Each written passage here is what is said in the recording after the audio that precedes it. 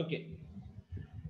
So students, today we are going to start with the topic continuity. Good morning, Om. हाँ, तो आज शुरू करेंगे हम कैलकुलस के अगले टॉपिक से, विच इज कंटिन्यूटी। आशा करता हूं कि आप लोगों ने लिमिट्स के बेसिक्स को पूरा रिवाइज कर लिया है, बिकॉज यहाँ पे आई थिंक 10 मिनट के बाद ही आपको दिख जाएगा कि we are talking about limits limits limits. ठीक है, सो ये continuity word I think daily life में आप लोग यूज करते हो ना, इस वर्ड को डेली लाइफ में इसको यूज करते हो कि नहीं?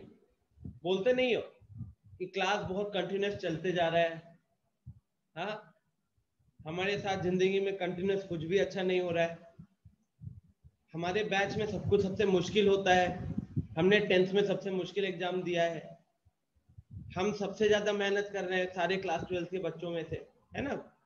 कंटिन्यूसली आप लोग हर चीज में बहुत ज्यादा मेहनत कर रहे हो, यूज करते हैं कि नहीं ये चीज? तो ये जो कंटिन्यूटी वर्ड है, हम डेली लाइफ में इसको आप ये कह सकते हो कि यूज करते हैं क्या शो करने के लिए कि कोई चीज किया जा रहा है विदाउट एनी ब्रेक, कोई चीज किया जा रहा है विदाउट एनी ब्रेक, है ना। सिमिलरली ये कंटिन्यूटी वर्ड मैथ्स में किस तरीके से यूज होता है? तो वर्ड, अगर वर्ड ये दिया गया है तो मैथ्स में भी कहीं ना कहीं मीनिंग तो सेम होगी, बट किस चीज पे मीनिंग लगाई जाएगी। ठीक है, तो लेट्स लुक आउट। इंट्रोडक्शन है, after conceiving the notion of limits, the next element which is taken into consideration is the continuity of function. Limits के बाद अगली चीज जो आएगी वो है continuity, और ये लिखा क्या है देखो, qualitatively the graph of function is said to be continuous at x is equal to a. किसी भी फंक्शन का ग्राफ एक पॉइंट पे कंटिन्यूस कब होगा? If while traveling along the graph of the function, अगर आप ग्राफ ऑफ द फंक्शन पे ट्रैवल कर रहे हो and in crossing over the point x is equal to a from left to right और राइट टू लेफ्ट, मतलब कि आप ग्राफ पे मूवमेंट कर रहे हो। ठीक है, ग्राफ को मान लो रास्ता है, तो ग्राफ पे आप चल रहे हो और क्या कहते हैं, या सोचो बाइक चला रहे हो, सबसे बेटर एग्जांपल होगा, सोचो बाइक चला रहे हो। ठीक है, तो आप एक रास्ते पे बाइक चला रहे हो, वो रास्ता आपका किसी फंक्शन का ग्राफ की शेप में है, और आपने एक पॉइंट क्रॉस किया x is equal to a, एक पॉइंट था x is equal to a। अब या तो आप राइट से लेफ्ट उसको क्रॉस करोगे या फिर लेफ्ट से राइट उसको क्रॉस करोगे। तो जब आप ये क्रॉसिंग कर रहे हो, ठीक है, और अगर आपको अपने बाइक को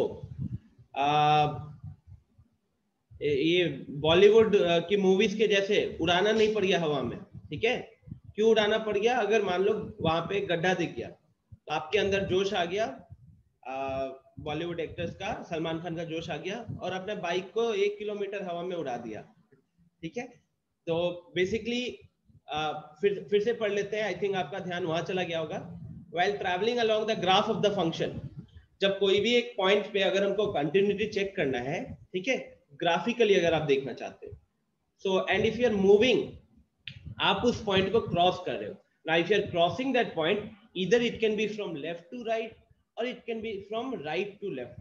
ठीक है, लेफ्ट से राइट अगर आपने क्रॉस किया या फिर राइट से लेफ्ट आपने क्रॉस किया, और अगर आपको आपका हाथ नहीं उठाना पड़ा ग्राफ को ड्रॉ करने के लिए, तब हम बोलेंगे कि वो जो फंक्शन का ग्राफ है या जो फंक्शन है वो उस पॉइंट पे कंटिन्यूअस है। ओके, दोबारा बिकॉज ये definition has to be clear in our mind.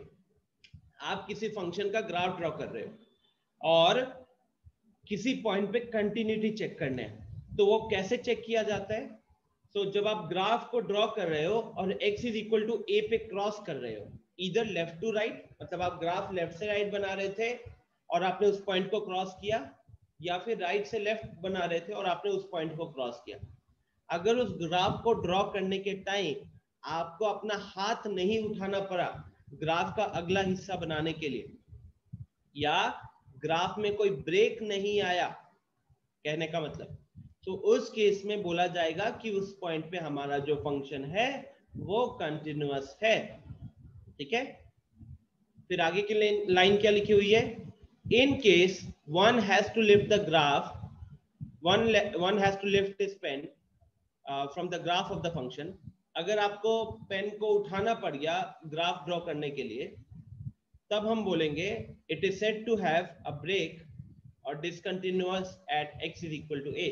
तो अगर उस पॉइंट पे ग्राफ बनाने के लिए आपको अपना हाथ उठाना पड़ गया, पेन उठाना पड़ गया, मेनली पेन उठाना पड़ गया, कुछ लोगों के दिमाग में आएगा कि मैं तो पेन को हाथ को रखे पेन को कहीं भी घुमा सकता। तो अगर आपको पेन को उठाना पड़ गया, ठीक है, सो तब हम बोलेंगे कि उस पॉइंट पे हमारा ग्राफ में एक ब्रेक है या फिर ग्राफ उस पॉइंट पे डिसकंटिन्यूअस है। ठीक है, ग्राफिकली इसको देखते हैं, 4-5 केसेस, इनफैक्ट 6 केसेस लिए हुए हैं, different type of situations which may come up at x is equal to a along the graph. क्या क्या पॉसिबिलिटीज हो सकती है। तो आप एक बार इस पहले वाले केस को देखो। पहले वाले केस में क्या है, आपने ग्राफ ड्रॉ किया है और ये स्मॉल फिल्ड सर्कल किस चीज को रिप्रेजेंट करता है, फिल्ड सर्कल किस किस को रिप्रेजेंट करता है। वाह, रोशन ने एक बहुत उम्दा सवाल पूछा है कि सर अगर पेन रुक रुक कर चला तो रोशन मेरा सजेशन होगा कि उस टाइम पे आप पेन उठा के फेंक दो और नया पेन खरीदो और उसके बाद ग्राफ ड्रॉ करो। ओके, तो I was talking about this graph. अब यहाँ पे ये ग्राफ कैसा दिख रहा है आप लोगों को, क्या ये कंटिन्यूअस ग्राफ है? टेल मी यस और no in the chat box. क्या आपको ये कंटिन्यूअस ग्राफ दिख रहा है? टेल मी यस और no in the chat box. अच्छा, मीनवाइल क्या किसी को कंटिन्यूटी के अभी इस ग्राफिकल डेफिनेशन में कोई दिक्कत है? किसी को भी कंटिन्यूटी के ग्राफिकल इसमें दिक्कत हो तो प्लीज अनम्यूट करें। एनीवन? अभी फिलहाल क्या बोला है कि किसी पॉइंट पे अगर फंक्शन कंटिन्यूअस है तो उस पॉइंट पे ग्राफ ड्रॉ जब कर रहे हो, लेफ्ट से राइट ड्रॉ कर रहे थे या राइट से लेफ्ट ड्रॉ कर रहे थे, तो आपको अपना पेन उठाने की जरूरत नहीं पड़ेगी, तभी हम जाकर बोलेंगे कि हमारा फंक्शन कंटिन्यूअस है। लेकिन अगर हमको ग्राफ पेन उठाना पड़ गया तो फंक्शन उस पॉइंट पे ब्रेक है, उस पॉइंट पे ग्राफ में ब्रेक है, या फिर उस पॉइंट पे हमारा ग्राफ डिसकंटिन्यूअस है। 7 लोगों का सिर्फ मैसेज आए मेरे को। कितने लोग हैं? बाकी लोग क्या कर रहे हो?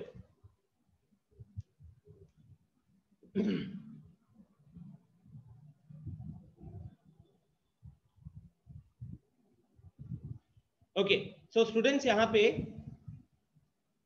ये जो ग्राफ दिख रहा है ये कंटिन्यूअस है, ठीक है। ये ग्राफ यहाँ पे कंटिन्यूअस है। क्यों कंटिन्यूअस है? वो जो छोटा सा फील्ड सर्कल आपको दिख रहा है, वो छोटा सा फील्ड सर्कल क्या रिप्रेजेंट करता है? हम लोग फंक्शंस चैप्टर में और जब लिमिट शुरू किया था तो लिमिट में भी याद करो, जब ग्राफिकल एक ग्राफ वाला क्वेश्चन देखे थे तो आपको वहां पे भी याद करवाया था कि जो फील्ड सर्कल होता है ये आपको ये बताता है कि हमारा यहाँ पे पॉइंट ग्राफ के ऊपर लाई कर रहा है, ये पॉइंट जो है ग्राफ के ऊपर लाई कर रहा है। लेकिन यहाँ देखो तो क्या हुआ, सेकेंड वाले में देखो, ये जो यहाँ पे जो ओपन सर्कल, छोटा सा ओपन सर्कल दिख रहा है, ये ओपन सर्कल क्या बता रहा है? तो एक छोटा सा ओपन सर्कल ये बता रहा है कि ये वाला पॉइंट ग्राफ में इंक्लूडेड नहीं है, राइट? ये वाला पॉइंट ग्राफ में इंक्लूडेड नहीं है, जबकि ये वाला पॉइंट इंक्लूडेड है, राइट? तो इसको यहां पे लिख देता हूं, ये पॉइंट इंक्लूडेड है, ये पॉइंट नॉट इंक्लूडेड है,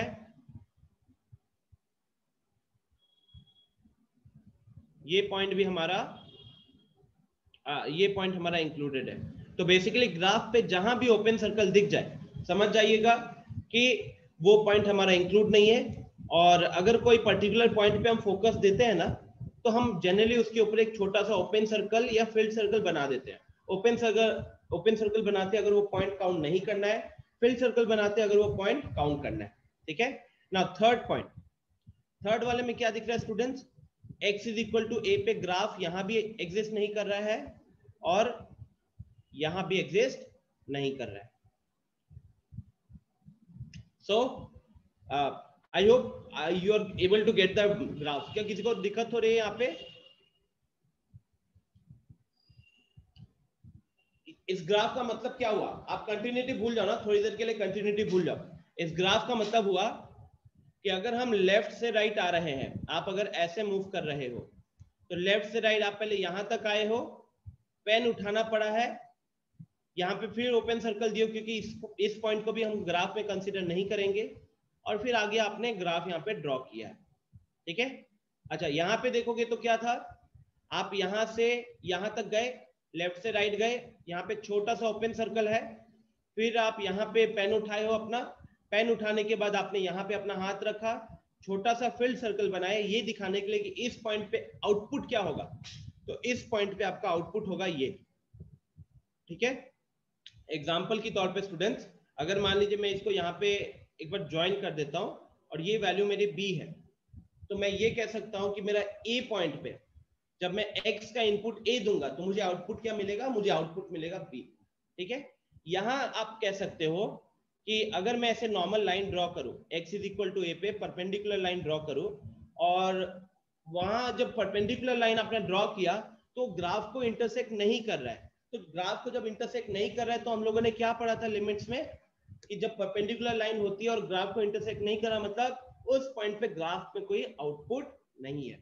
So, अभी बस वो पेन उठाने वाले डेफिनेशन के बेसिस पे स्टूडेंट्स मैं ये कह सकता हूँ कि जो सबसे पहला वाला ग्राफ है उसको ड्रॉ करने के लिए मुझे पेन उठाने की जरूरत नहीं पड़ी, तो ये कंटिन्यूअस हो जाएगा। सेकेंड वाले में बहुत कचरा हो गया, सेकेंड वाले में हमें पेन उठाने का जरूरत पड़ा तो ये डिसकंटिन्यूअस है, थर्ड वाले में हमें पेन उठाना पड़ा तो ये डिसकंटिन्यूअस है। अच्छा आगे एक बार आर्यन मेरे को बताओ फोर्थ वाले में क्या होगा।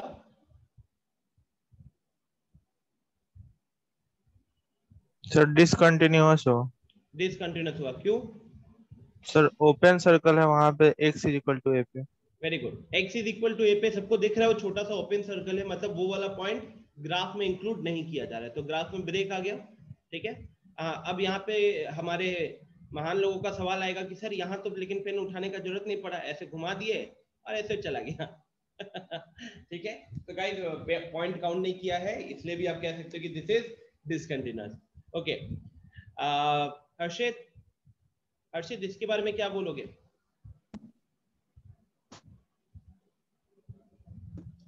सर ये भी डिसकंटिन्यूअस है। क्यों? सर क्योंकि ओपन सर्कल है ना सर बीच में। अच्छा लेकिन उसके ऊपर तो फील्ड सर्कल दिख रहा है। सर तो यहाँ से, सर यहीं से डिस्कनेक्ट हो गया तो फिर ऊपर से फील्ड सर्कल से क्या मतलब? ऐसा तो नहीं कि ये नीचे लाइन लिखा हुआ है फिगर 2 to 6 इज डिसकंटिन्यूअस बोल के फिगर 5 था तो इसलिए आपने इसको डिसकंटिन्यूअस बोल दिया।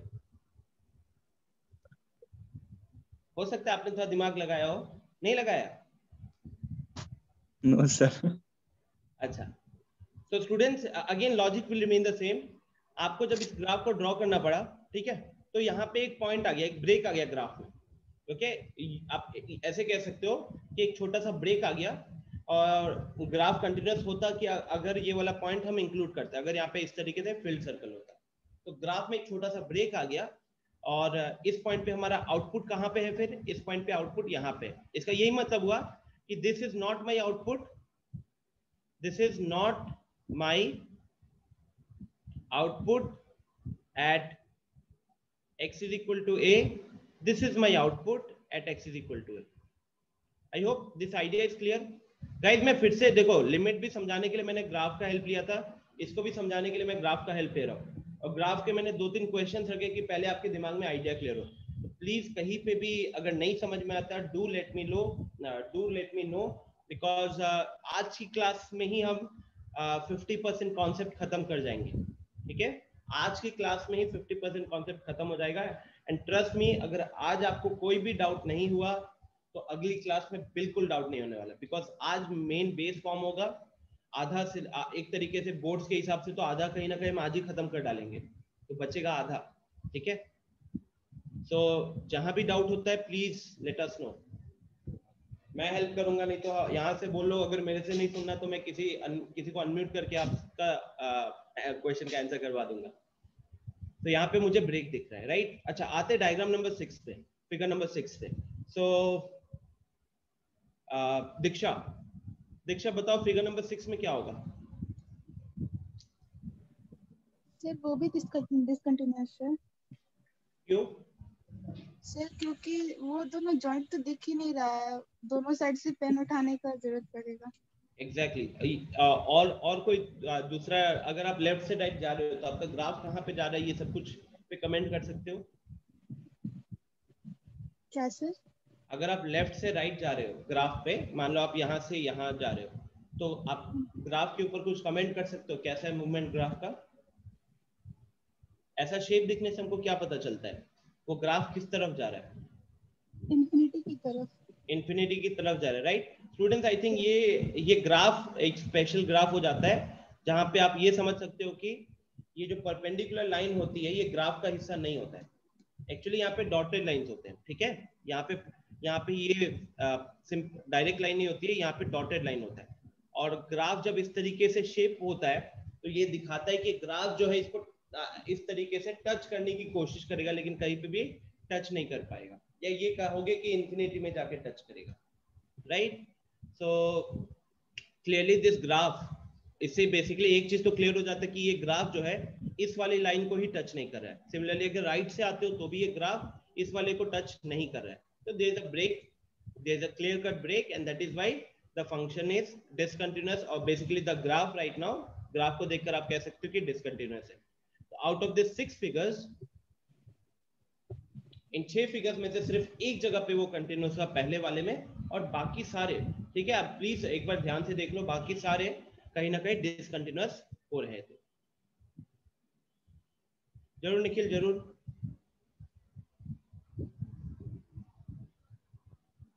ओके स्टूडेंट्स, एक छोटा सा आइडिया तो मिल चुका है ना? अब थोड़ा सा और आगे मैं ग्राफ का क्वेश्चन लाऊंगा ताकि और थोड़ा सा क्लियर हो, पर उससे पहले अब एक छोटा सा डेफिनेशन, बिकॉज अभी जो हमने देखा वो हमने ग्राफ के बेसिस पे देखा है। Now the definition is a function f of x is said to be continuous at x is equal to a। किसी भी फंक्शन को एक पॉइंट पे अगर आपको कंटिन्यूअस प्रूफ करना है, ग्राफ बना के, तो हर बार वो तो ग्राफिकल मेथड हो गया, एल्जेब्रिकली कैसे करोगे, ठीक है? जैसे लिमिट को हमने ग्राफिकली तो समझ लिया था, बट लिमिट कैलकुलेट करने का एक तरीका था।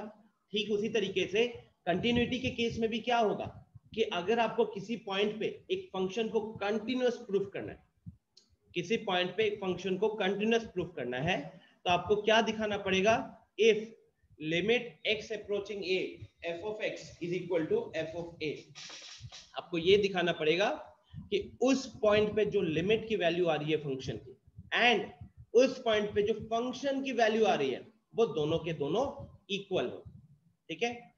वो दोनों के दोनों इक्वल हो। एग्जांपल के तौर पे मान लीजिए मैंने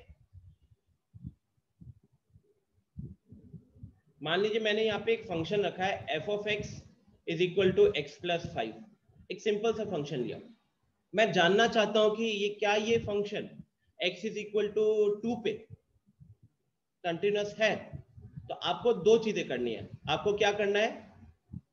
आपको सबसे पहले लिमिट x अप्रोचिंग 2 पे फंक्शन का, वो बेसिकली फंक्शन का लिमिट करना, कैलकुलेट करना है x अप्रोचिंग 2 पे। तो आई थिंक सबको दिख रहा है यहाँ पे कि इट्स एन एल्जेब्रिक फंक्शन, तो x की जगह पे 2 सीधा रखा जा सकता है, और फाइनाइट नंबर आएगा तो वही मेरा लिमिट हो जाएगा, तो 2 + 5 बिकम्स 7।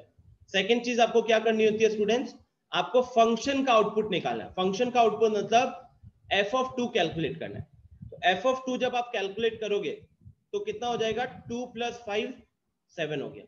तो यहाँ पे हमारा उस पॉइंट पे लिमिट का वैल्यू भी साथ आ रहा है और उस पॉइंट पे मेरा फंक्शन का वैल्यू भी साथ आ रहा है, तो हम ये बोलेंगे कि हमारा उस पॉइंट पे ये जो फंक्शन है वो कंटिन्यूअस है। या ग्राफिकली ये कह सकते हो कि जब हम ग्राफ ड्रॉ कर रहे होंगे इस फंक्शन का, तो x is equal to a पे, x is equal to 2 पे हमारा फंक्शन में कोई ग्राफ में कोई ब्रेक नहीं होगा, ठीक है?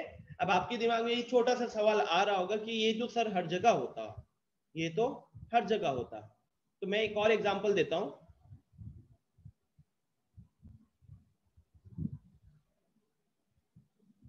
Limit x approaching to 1 by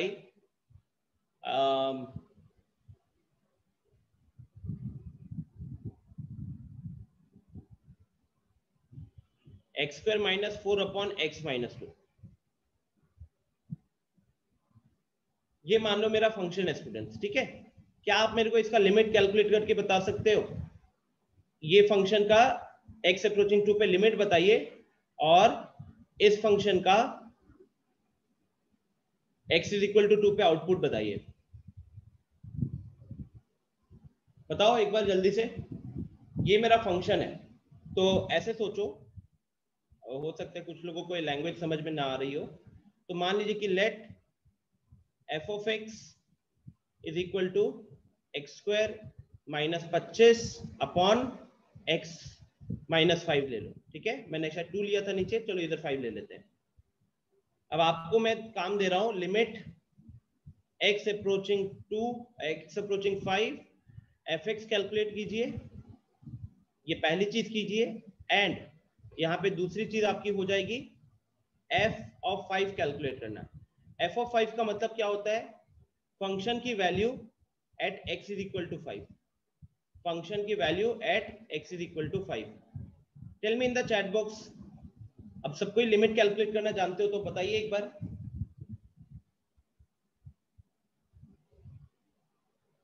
गलत गलत गलत। मैंने फंक्शन चेंज कर दिया, students please have a look, मैंने फंक्शन चेंज कर दिया। जिन जो लोग 4 लिख रहे हैं, मैंने फंक्शन चेंज कर दिया है। New function is x square minus 25 upon X minus 5। तो उस पॉइंट पे लिमिट की वैल्यू क्या होगी? अनिमेश सही है, निखिल सही है, आर्यन सही है, दिव्यांशु सही है, सौरभ, अनुष्का, रिवांश, अनिमेश, अंशु, निखिल, रोशन ठीक है, रितेश ठीक है, दीक्षा ठीक है, नीलू ठीक है। कौन बच गया फिर? आयुष, क्या होगा यहाँ पे?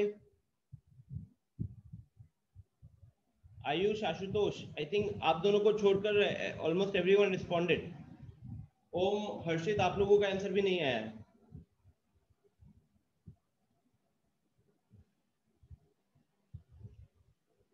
Ayush, now it's correct. Om, Harshit, Abhishek answer सही है। ओके, तो द गुड थिंग इज किसी ने भी लिमिट की वैल्यू गलत नहीं लिखी। जितने लोगों ने भी चैट में रिस्पॉन्ड किया है बहुत अच्छी बात है, आप में से किसी ने भी लिमिट की वैल्यू गलत नहीं लिखी है। ओम, हर्षित एंड आशुतोष, एक चांस मिल गया आपको। क्वेश्चन का कोई रिस्पॉन्ड नहीं आया है, एक बार 2 बार और सवाल पूछूंगा, नहीं आएगा then you know what I do.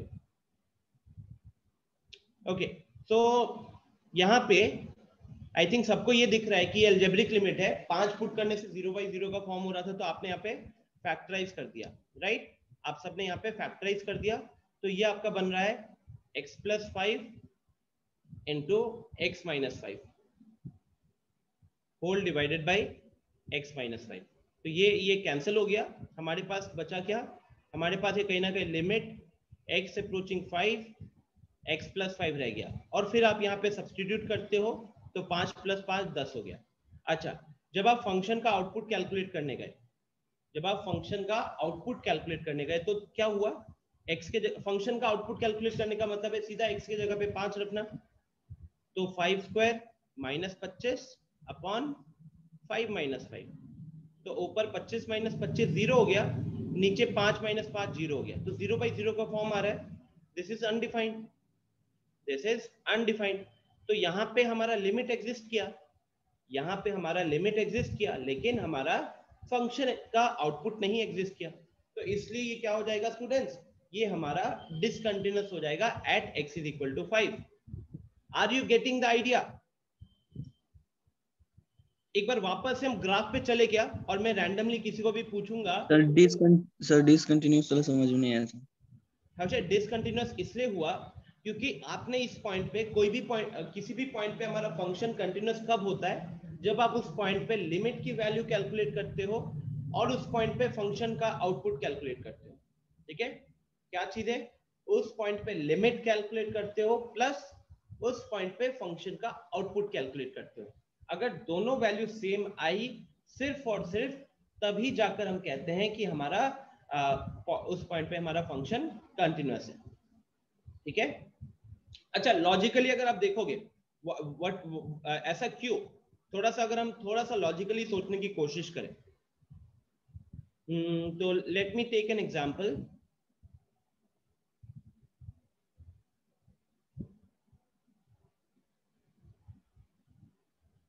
तो यहाँ पे क्या है कि मान लीजिए आपने इस तरीके से ग्राफ था, ठीक है, इस तरीके का ग्राफ था, और हम इस पॉइंट पे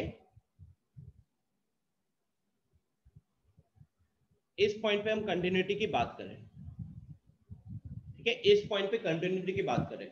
ओके स्टूडेंट, अब ध्यान से सोचो, आपको कंटिन्यूटी प्रूफ करने के लिए क्या बोला गया है? आपको बोला गया है एल्जेब्रिकली कि आप उस पॉइंट पे लिमिट निकालिए और उस पॉइंट पे फंक्शन का आउटपुट निकालिए अगर दोनों सेम आते हैं।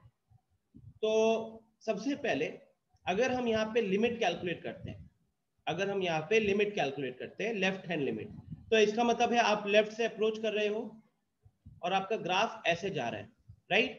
राइट हैंड लिमिट में क्या होता है, हम इस तरीके से अप्रोच कर रहे हैं और ग्राफ ऐसे नीचे की तरफ आ रहे हैं। दोनों केस में हम किस पॉइंट को अप्रोच कर रहे होंगे? तो हम अप्रोचिंग दिस पॉइंट हो रहा होगा, अप्रोचिंग दिस पॉइंट, राइट। हम कहीं ना कहीं इस पॉइंट को अप्रोच कर रहे होंगे, और जब हमारा अप्रोच जो होता है, हम लेफ्ट से अप्रोच करें या फिर राइट से अप्रोच करें, जब वो दोनों वैल्यू सेम, दोनों केस में अगर हम सेम नंबर को अप्रोच कर रहे होते हैं तो वो हमारा फंक्शन का लिमिट हो जाता था, राइट, वो हमारा फंक्शन का लिमिट हो जाता था।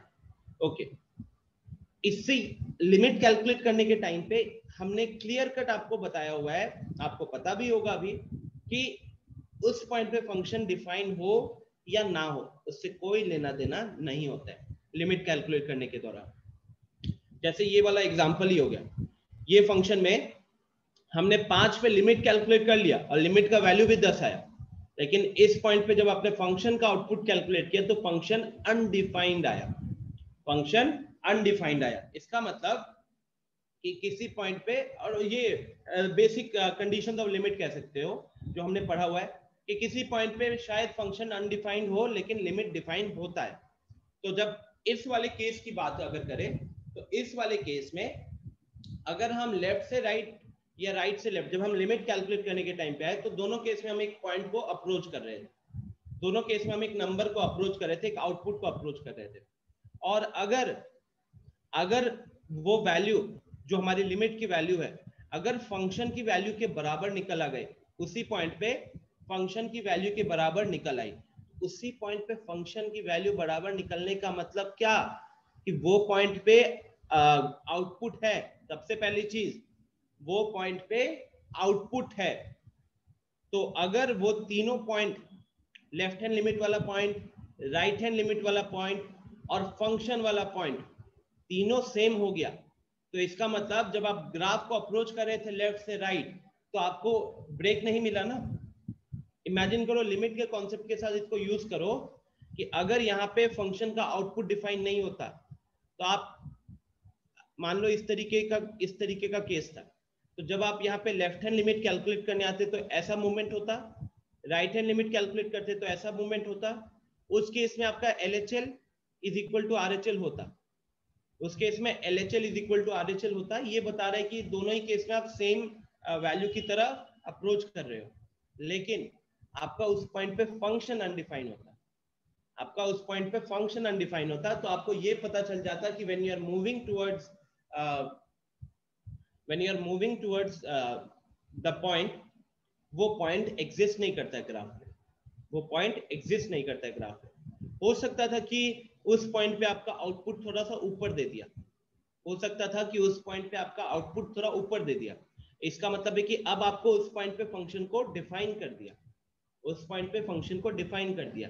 लेकिन लिमिट के बराबर नहीं आने से भी आपको पता चल गया कि वो जो पॉइंट है वो ग्राफ के ऊपर लाई कर रहा है, क्योंकि लिमिट का वैल्यू यहाँ पे आएगा करीब, लेट्स से एग्जांपल 4, तो आपका फंक्शन का आउटपुट 4 से ज्यादा आएगा, क्योंकि वो पॉइंट जो है ग्राफ के ऊपर लाई कर रहा है। तो इधर से भी पता चल गया कि हमारा वो जो पॉइंट है वो पॉइंट ग्राफ के ऊपर लाई कर रहा है, जब हमारा लिमिट और हमारा फंक्शन का वैल्यू अनइक्वल आने लग गया। ठीक है, अच्छा एक बार ग्राफ पे आ जाते हैं। ये जो 6 ग्राफ हमने पढ़ा था ना, एक बार देख लेते हैं, यहाँ पे एक बार इन 6 ग्राफ को देख लेते हैं ताकि वो आइडिया थोड़ा सा और क्लियर हो जाए। अनिमेश ने पूछा सर नीचे वाले एग्जांपल में लिमिट 10 आ रहा है, 10 से ज्यादा भी तो कोई वैल्यू रख सकते हैं, तो लिमिट क्या काम, क्या, तो लिमिट का क्या काम है? अनिमेश, आप सबसे पहले तो हम 5 पे लिमिट कैलकुलेट कर रहे थे। दूसरी चीज है कि जैसे हम लिमिट किसी भी पॉइंट पे चेक कर सकते हैं वैसे ही हम कंटिन्यूटी किसी भी पॉइंट पे चेक कर सकते हैं।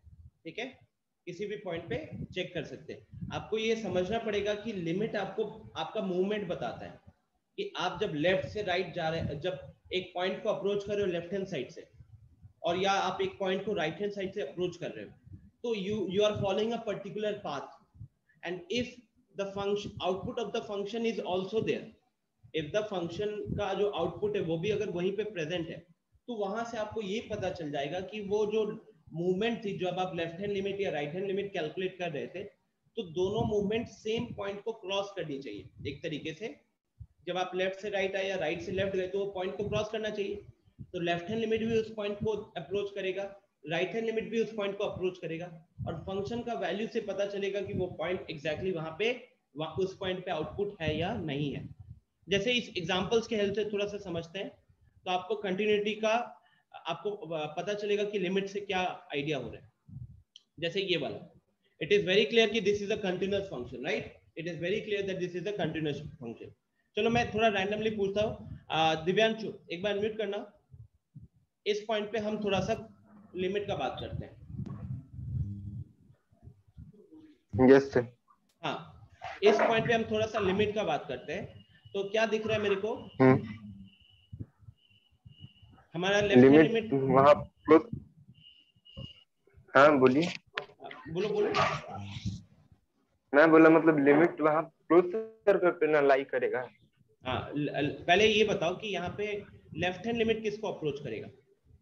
मैं एक काम करता हूँ, यहाँ पे डॉटेड लाइंस लगा देता हूँ।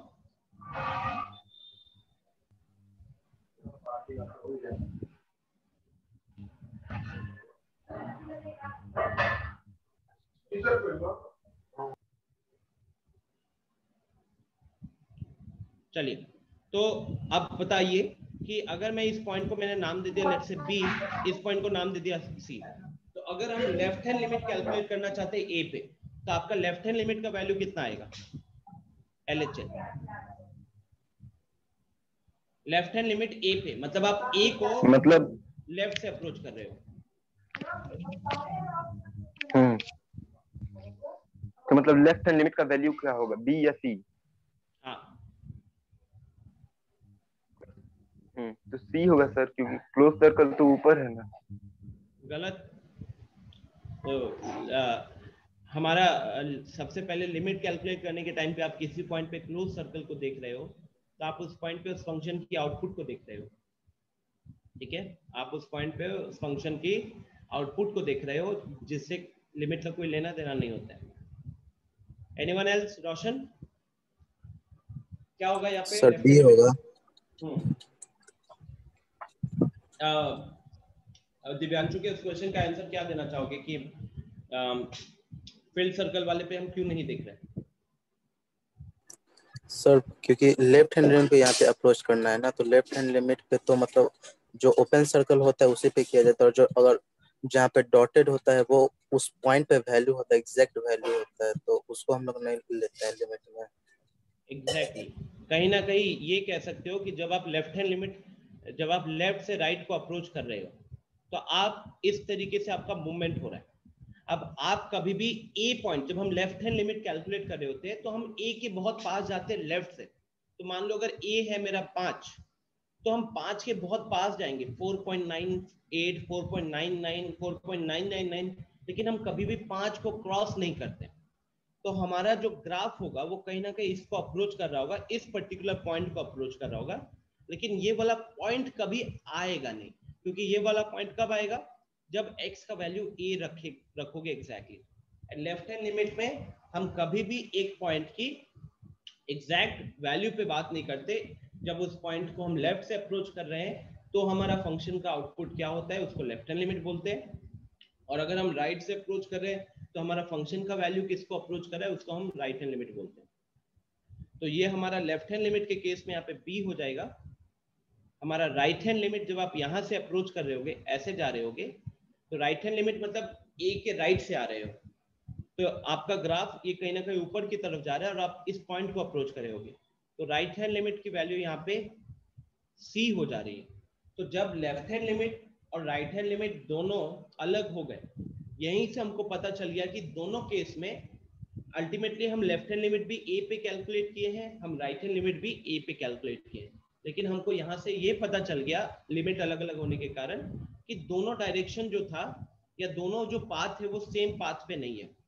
ठीक है, दोनों पाथ सेम पाथ पे नहीं है। सेम रीजन यहाँ पे भी बोलूंगा, दोनों में ये गैप मेरे को दिख रहा है।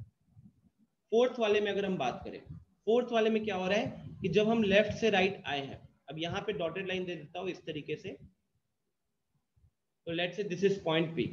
तो अब हम लेफ्ट हैंड लिमिट कैलकुलेट किए, यहाँ पे लेफ्ट हैंड लिमिट का वैल्यू बी आ रहा है, क्योंकि जब आप लेफ्ट से ए पे, अच्छा लेफ्ट हैंड लिमिट ए पे कैलकुलेट किया जा रहा है, तो हम ए को लेफ्ट से अप्रोच कर रहे हैं। ठीक है, ए को हम लेफ्ट से अप्रोच कर रहे हैं। If I am talking about right hand limit, if I am talking about right hand limit, तो हम ए को राइट से अप्रोच कर रहे हैं, उसकी वैल्यू भी बी आ रही है, उसकी वैल्यू भी बी आ रही है। अब यहाँ पे राइट हैंड लिमिट और लेफ्ट हैंड लिमिट दोनों सेम है, तो कहीं ना कहीं जब हम ए को एक्स एक्सिस पे, जब हम ए को अप्रोच कर रहे थे, लेफ्ट से अप्रोच कर रहे थे या राइट से अप्रोच कर रहे थे, तो उसके अकॉर्डिंग हमारा फंक्शन जो था वो वाई एक्सिस पे बी को अप्रोच कर रहा था। तो यहाँ कहीं ना कहीं आप दोनों जगह सेम पॉइंट की तरफ जा रहे थे, लेफ्ट से भी और राइट से भी कहीं ना कहीं सेम पॉइंट की तरफ जा रहे थे, लेकिन आपको उस पॉइंट पे एक छोटा सा ब्रेक दिख गया, छोटा सा ब्रेक दिख गया। तो वो पॉइंट पे अब आपका फंक्शन डिफाइन नहीं है, but F of A is not defined. और जब हमको उस पॉइंट पे हमें फंक्शन डिफाइन नहीं दिखा, ठीक है, तो इसका मतलब ये पता चल गया कि फंक्शन डिफाइन नहीं है उस पॉइंट पे, तो ग्राफ में एक छोटा सा सर्कल तो आएगा, उसके कारण ग्राफ में छोटा सा सर्कल आएगा, क्योंकि हमारा फंक्शन डिफाइन नहीं है। पीछे वाले दो एग्जांपल्स में आप कह सकते हो, केस नंबर 2 और केस नंबर 3, हमने लिमिट कैलकुलेट किया, हमारा लिमिट ही अलग अलग आ गया, और जब हमारा लिमिट ही अलग अलग आ गया तो उस केस में हमारा हमें फंक्शन की वैल्यू की बात करनी ही नहीं पड़ी। फोर्थ वाले केस में आपका लेफ्ट हैंड लिमिट और आपका राइट हैंड लिमिट दोनों सेम आ गए, तो लेफ्ट से और राइट से आप दोनों जगह सेम पॉइंट को अप्रोच कर रहे थे, लेकिन वो जो पॉइंट है, क्योंकि फंक्शन डिफाइन नहीं है उस पॉइंट पे, तो उसे ये पता चल गया कि आप जिस पॉइंट को अप्रोच कर रहे थे, दैट पॉइंट, लिमिट के केस में तो आप भी बोलोगे, राइट हैंड लिमिट या लेफ्ट हैंड लिमिट हो उसे भी बोलोगे, बट उस पॉइंट पे हमारा फंक्शन डिफाइन नहीं है, तो इसके कारण वहां पे छोटा सा ब्रेक आ गया। अगर हम यहां बात करें,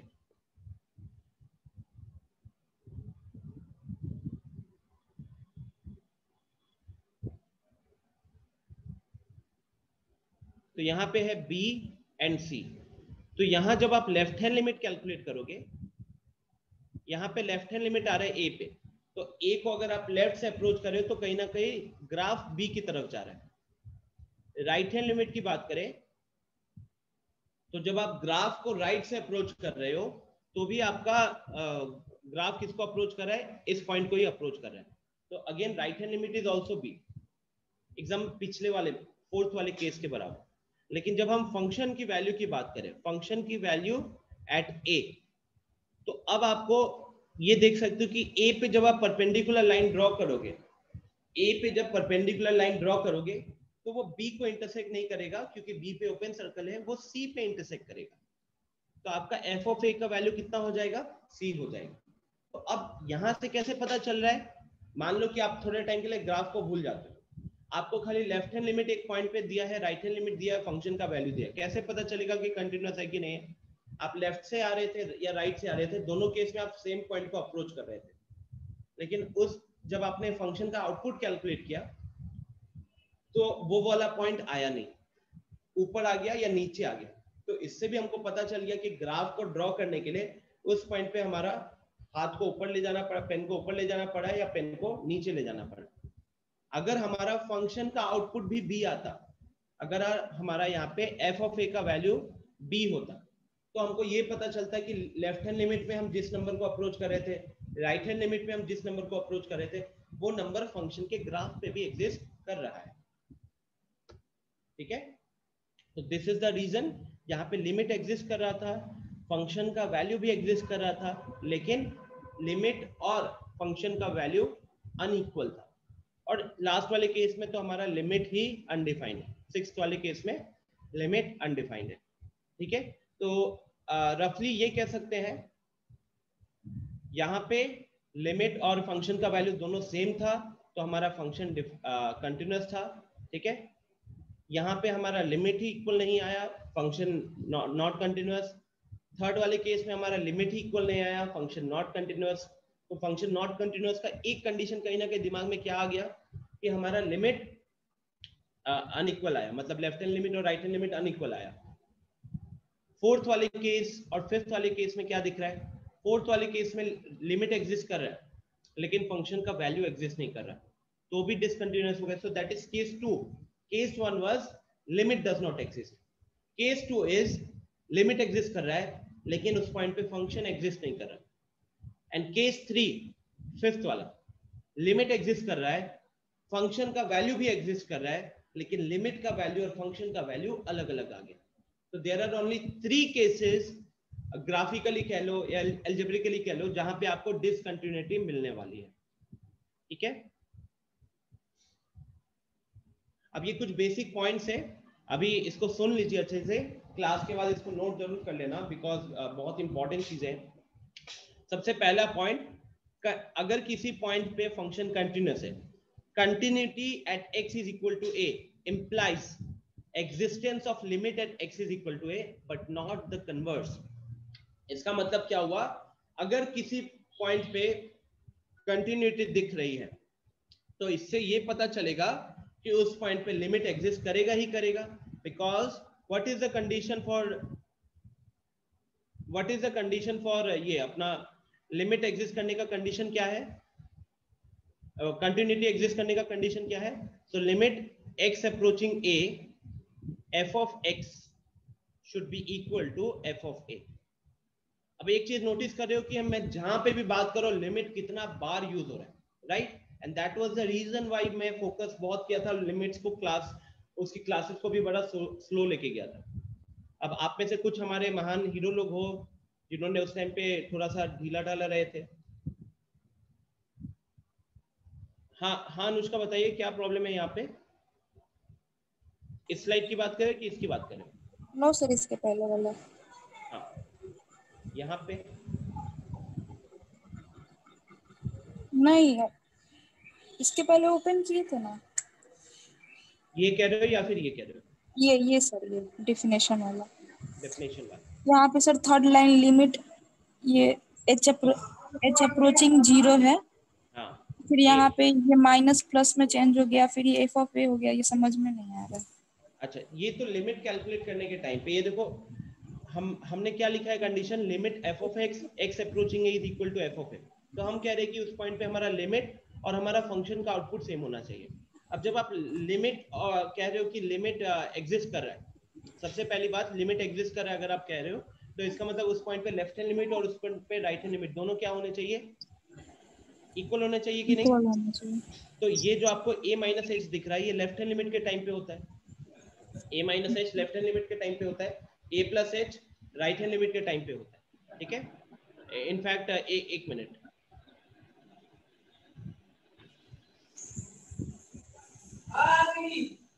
म्यूट कर लो, मैं एक बार लिमिट वाली चीज को रिकॉल कराता हूँ। गाइस, हम लोग जब लिमिट कैलकुलेट कर रहे थे तो मैंने आप लोगों को राइटिंग पे नहीं फोकस करवाया था, मैंने सीधा आपको मेथड बताया था कि लिमिट कैसे कैलकुलेट करते हैं। लेकिन बोर्ड्स पॉइंट ऑफ व्यू से अब थोड़ा बात कर ले कि जब हमको मान लो हमारे पास एक फंक्शन है, ठीक है, एक फंक्शन है और हम इस फंक्शन का लिमिट कैलकुलेट करना चाहते हैं, at x is equal to a। Okay, तो आपको सबसे पहले क्या करना पड़ेगा? You will go for left hand limit. अब लेफ्ट हैंड लिमिट की बात करें तो लेफ्ट हैंड लिमिट का मतलब क्या हुआ? लेफ्ट हैंड लिमिट का मतलब हो गया LIM x approaching a minus f of x, right? LIM x approaching a minus f of x। Now अगर आपने एनसीईआरटी खोला हुआ है लिमिट्स का भी, तो आपको दिखा होगा कि यहाँ पे करते क्या है, x is equal to x को अगर हम a के लेफ्ट से अप्रोच करें, मतलब हमारा जो इनपुट होगा वो हमेशा a से छोटा होगा, तो लिखा ये जाता है कि x is equal to a minus H. ठीक है, x को माना जाता है a माइनस एच, और फिर बोला जाता है एज x अप्रोचेस a आपका h अप्रोचेस 0 माइनस जैसा होगा। ठीक है, अगर आप x को a से हल्की सी छोटी वैल्यूज की तरफ ले जा रहे हो तो आपका h जो होगा वो 0 से थोड़ी सी हल्की नीचे वैल्यूज को अप्रोच कर रहा होगा, या h कहीं ना कहीं आपको 0 को अप्रोच कर रहा होगा। It will be very close to 0। ठीक है, जनरली फिर हम 0 माइनस की जगह 0 ही रहने देते। तो अब अगर मैं इसको दोबारा से रीराइट करूं, इसको मैं अगर दोबारा से रीराइट करूं तो ये क्या हो जाता है, लिमिट, अब ये x अप्रोचिंग a माइनस की जगह हम क्या लिखते हैं, h अप्रोचिंग 0 लिखते हैं, और f ऑफ x में जो अंदर x दिख रहा है उसके जगह पे क्या लिखा जाता है, तो उसके जगह पे a माइनस h लिखा जाता है। ठीक है, सिमिलरली अगर हम बात करें राइट हैंड लिमिट का,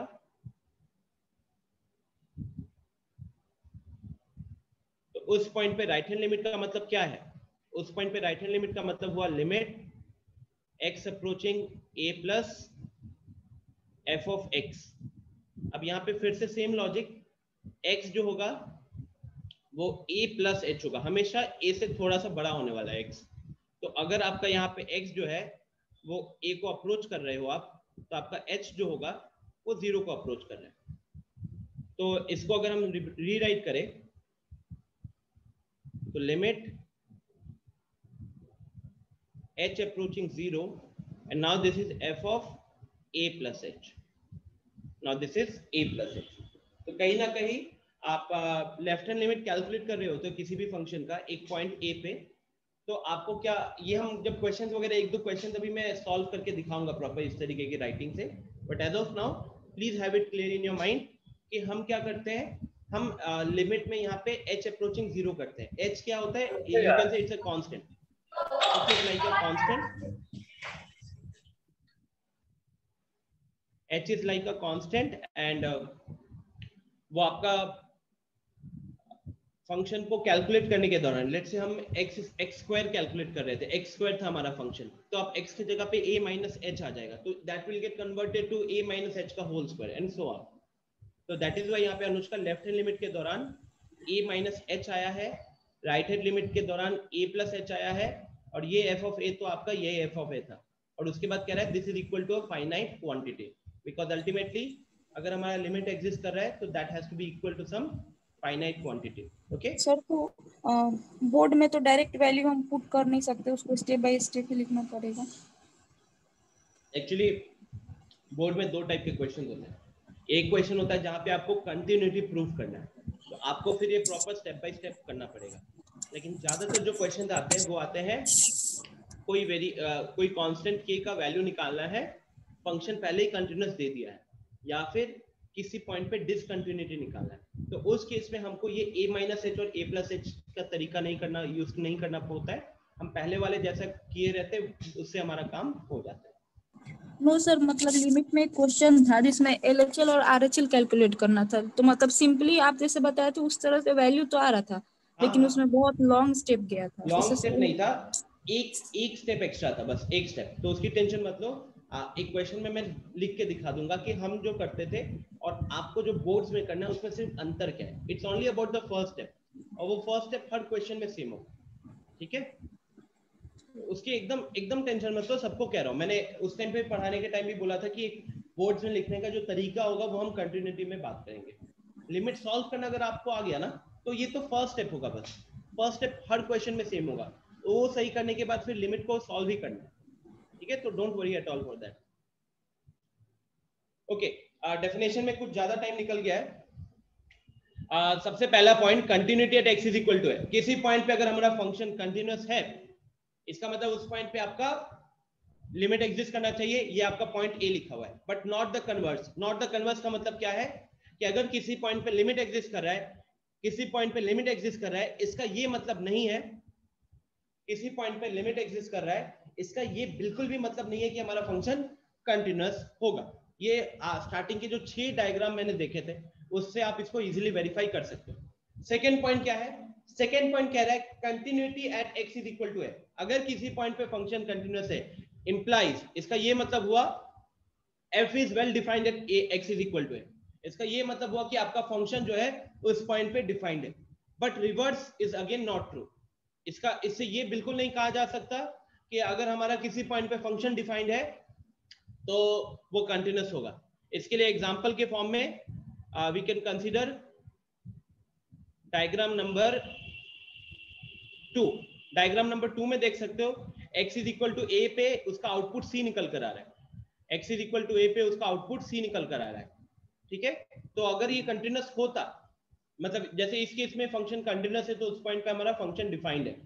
सिमिलरली अगर आप पॉइंट नंबर 5 पे देखोगे, पॉइंट नंबर 5 पे भी दिख रहा है कि हमारा फंक्शन डिफाइंड है बट वहां पे कंटिन्यूअस नहीं हो रहा। तो ये कन्वर्स वाला जो केस समझ में आ रहा है ना, कन्वर्स वाला केस ये कह रहा है कि अगर आपका फंक्शन डिफाइंड है उस पॉइंट पे, इसका ये बिल्कुल मतलब नहीं है कि वो कंटिन्यूअस होगा।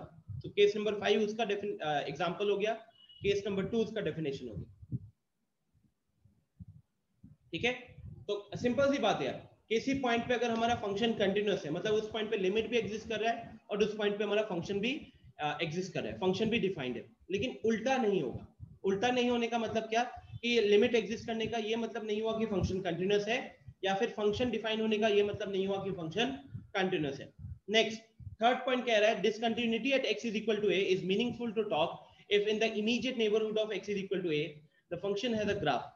तो डिसकंटिन्यूटी की जो मेनली बात की जाती है वो x is equal to a के इमीडिएट नेबरहुड पे बात किया जाता है। इमीडिएट नेबरहुड मतलब थोड़ा लेफ्ट हैंड लिमिट वाला जो फंडा है ना, लेफ्ट हैंड साइड से अप्रोच कर रहे हो राइट हैंड साइड से अप्रोच कर रहे हो, तो वहां पे अगर ग्राफ एग्जिस्ट कर रहा है, ग्राफ एग्जिस्ट कर रहा है तभी बात करने की बात बनती है ना।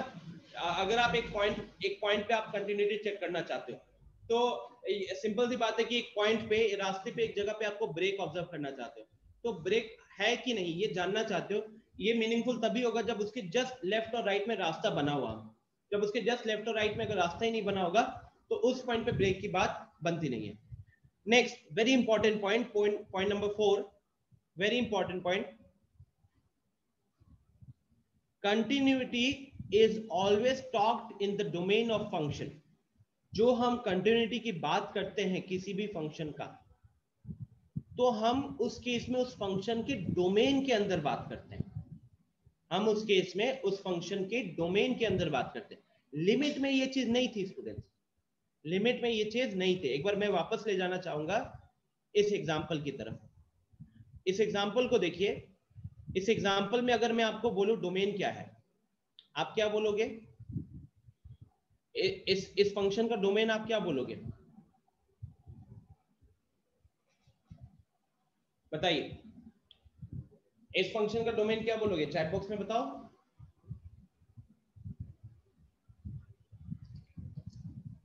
अनिमेश ने सही लिखा है, अनुष्का ने सही लिखा है, दिव्यांशु गलत। डोमेन का मतलब क्या होता था? रोशन, अंशु सही है। डोमेन का मतलब होता था कि ये क्या क्या इनपुट ले सकता है। तो आपको ये दिख रहा है कि it can take all real values, it can take all real values except 5, except 5। 5 पे हमारा फंक्शन डिफाइन नहीं है, उसको छोड़कर बाकी हर एक पॉइंट पे हमारा फंक्शन डिफाइंड है, ठीक है। तो नोटिस कीजिए स्टूडेंट्स, लिमिट जब कैलकुलेट करते थे तो हम किसी पॉइंट पे फंक्शन है कि नहीं, किसी पॉइंट पे फंक्शन डिफाइंड है कि नहीं, ये सब पे बात नहीं होती थी, या वो पॉइंट जिसमें हम लिमिट कैलकुलेट कर रहे हैं वो हमारे डोमेन में आता था कि नहीं, ये भी हम बात नहीं करते हैं। लेकिन जब बात होती है कंटिन्यूटी की, तो continuity is always talked in the domain of function. Continuity किसी भी फंक्शन का जब हम बात करते हैं तो उसके डोमेन के अंदर बात की जाती है। And hence f of x is equal to 1 by x minus 1। अब जैसे 1 by x minus 1 है, आपको पता है कि ये फंक्शन 1 पे डिफाइंड नहीं है, तो जो 1 होगा x इज इक्वल टू 1 हमारा फंक्शन का डोमेन में नहीं आने वाला। लेकिन 1 by x minus 1 is a continuous function. इसको कंटिन्यूअस फंक्शन क्यों बोला जाता है? इसको कंटिन्यूअस फंक्शन इसीलिए बोला जाएगा क्योंकि जो इसका डोमेन है उस डोमेन पे ये कंटिन्यूअस है। डोमेन का मतलब what is the domain of 1 by x minus 1? It is all real values except 1। 1 को छोड़ के हर एक रियल वैल्यू पे आपका ये फंक्शन का आउटपुट आने वाला है। तो 1 को छोड़कर आप किसी भी पॉइंट पे अगर इसका लिमिट भी कैलकुलेट करोगे वो लिमिट भी सेम आएगा, और अगर आप फंक्शन का वैल्यू भी कैलकुलेट करोगे वो भी सेम आएगा। तो यहीं पे इसलिए बोला जा रहा है कि 1/x-1 या 1/x या 10x they all are continuous function. ये सब के सब कंटिन्यूअस फंक्शन होंगे। क्यों कंटिन्यूअस फंक्शन होंगे? बिकॉज इनका जो डोमेन है उस डोमेन में जितने भी पॉइंट्स है उन सारे पॉइंट पे हमारा फंक्शन का लिमिट भी एग्जिस्ट कर रहा है और हमारा फंक्शन भी डिफाइंड है। प्लीज बहुत इंपॉर्टेंट चीज है ये, लोग इग्नोर कर देते हैं, क्वेश्चन सॉल्विंग में ऐसा कभी यूज नहीं पड़ता है, बट अंडरस्टैंडिंग के लिए कि कंटिन्यूटी जो आप चेक करोगे तो फंक्शन के डोमेन के अंदर चेक करोगे, ठीक है। तो अगर आपसे पूछा जाएगा कि 1/x-1 कंटिन्यूअस है क्या, तो your answer will be yes. Reason क्या बोलोगे? तो आप रीजन बोलोगे कि 1/x-1 is defined for all real values except 1। इसका डोमेन होगा r-1। तो 1 छोड़कर किसी भी पॉइंट पे अगर हम इसका लिमिट कैलकुलेट करेंगे वो एग्जिस्ट करेगा, फंक्शन का वैल्यू कैलकुलेट करेंगे वो भी एग्जिस्ट करेगा, और दोनों सेम होंगे, ठीक है। नेक्स्ट पार्ट देखो, वेरी इंपॉर्टेंट।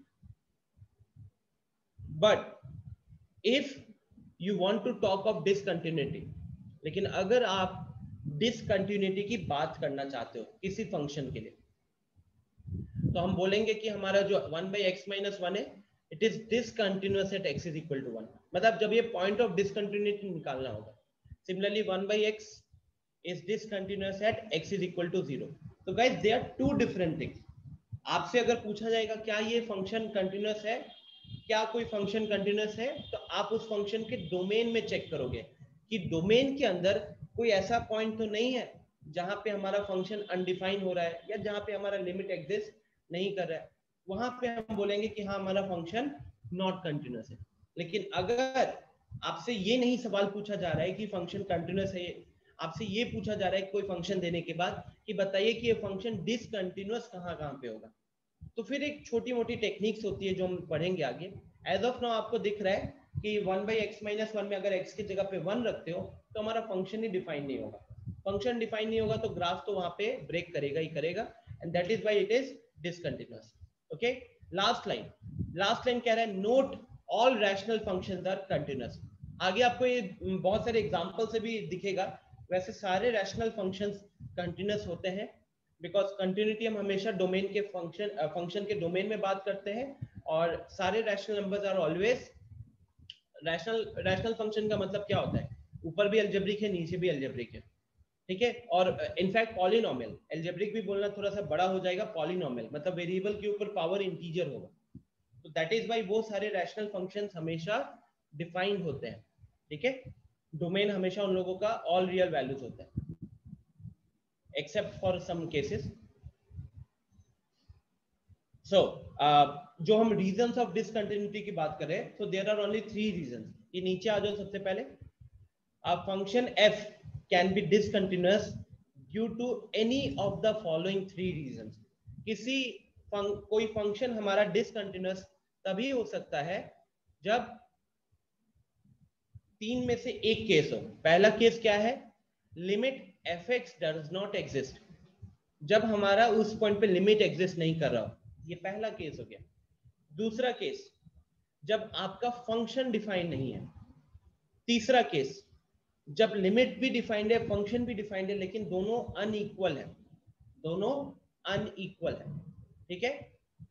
ये आप देख सकते हो, जैसे ये पहला डायग्राम को देखो, तो पहला डायग्राम में क्या दिख रहा है? हम ये लिमिट ही एग्जिस्ट नहीं कर रहा, बिकॉज हमारा एक जगह पे लेफ्ट से एक अलग पॉइंट को अप्रोच कर रहे हो, राइट से अलग पॉइंट को अप्रोच कर रहे हो, तो ये कहीं ना कहीं आपका केस 1 हो जा रहा है, ये कहीं ना कहीं आपका केस 1 हो जा रहा है, ठीक है। सेकंड वाले में आपका ये ग्राफ में जो छोटा सा ओपन सर्कल है, इससे पता चल रहा है कि हमारा फंक्शन जो है इस पॉइंट पे डिफाइन नहीं है, फंक्शन हमारा इस पॉइंट पे डिफाइन नहीं है, तो ये आपका केस 2 हो गया। थर्ड वाले में क्या दिख रहा है कि जब आप लेफ्ट से आ रहे थे और राइट से आ रहे थे, तो आप सेम पॉइंट को अप्रोच करते, तो यहाँ पे लिमिट एग्जिस्ट कर रहा है, यहाँ पे फंक्शन का आउटपुट भी एग्जिस्ट कर रहा है, बट वो दोनों अलग अलग है। तो ये आपका केस 3 हो गया। ठीक है, जनरली आपसे ये सवाल पूछा नहीं जाता है, मतलब बहुत रेयरली आपको 1 नंबर के लिए कभी पूछ दिया जाएगा। It is only for your understanding कि डिसकंटिन्यूटी के केसेस क्या हो सकते हैं। तो there are only 3 cases, all 3 of them are in front of your screen. Function अलग अलग हो सकता है, बट ग्राफ अलग अलग हो सकता है, बट डिसकंटिन्यूटी के 3 ही केसेस पॉसिबल है। ठीक है, तो अभी तक 9:07 हो रहा है। 1 घंटे में हमने क्या क्या चीजें कवर की। कंटिन्यूटी क्या होता है, तो वहां पे आपको बताया गया है कि जब हम किसी फंक्शन का ग्राफ ड्रॉ कर रहे हैं और हमको किसी पॉइंट पे अगर पेन उठाने की जरूरत नहीं पड़ी, तो हम बोलेंगे कि हमारा फंक्शन उस पॉइंट पे कंटिन्यूअस है। ये थी पहली चीज। फिर हम आगे किस पे आए कि फंक्शन का किसी पॉइंट पे कंटिन्यूटी प्रूफ करने के लिए क्या करना पड़ेगा एल्जेब्रिकली। तो आपको बताया गया कि आप उस पॉइंट पे लिमिट कैलकुलेट कीजिए, उस पॉइंट पे फंक्शन का आउटपुट कैलकुलेट कीजिए, और अगर दोनों वैल्यू सेम आ रही है तभी जाकर हमारा फंक्शन कंटिन्यूअस होगा। फिर हमने 1-2 एग्जांपल्स लिए, फंक्शन लिया, हमने चेक किया किसी पॉइंट पे कंटिन्यूटी कैसे कैलकुलेट करोगे। Right, let us go to that screen once.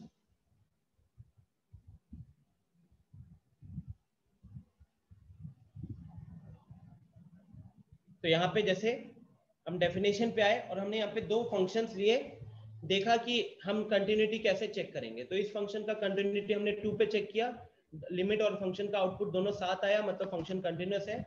यहाँ पे हमने इस फंक्शन का कंटिन्यूटी चेक किया 5 पे, तो फंक्शन का लिमिट तो एग्जिस्ट किया लेकिन फंक्शन का आउटपुट एग्जिस्ट नहीं किया। फिर हमने कुछ ये बेसिक केसेस देखे कि किसी पॉइंट पे कंटिन्यूटी का मतलब क्या होता है। कंटिन्यूटी हमेशा हम फंक्शन के डोमेन में बात करते हैं। फिर हम आए हैं रीजंस ऑफ डिसकंटिन्यूटी के ऊपर। यहाँ हमने देखा कि हाँ दिव्यांशु, या इसका मतलब हुआ थर्ड वाले केस में अगर हम बोलेंगे, अगर मैं आपको यहाँ पे एक डॉटेड लाइन लगा दूं सबसे पहले, और मैं यहाँ पे आपको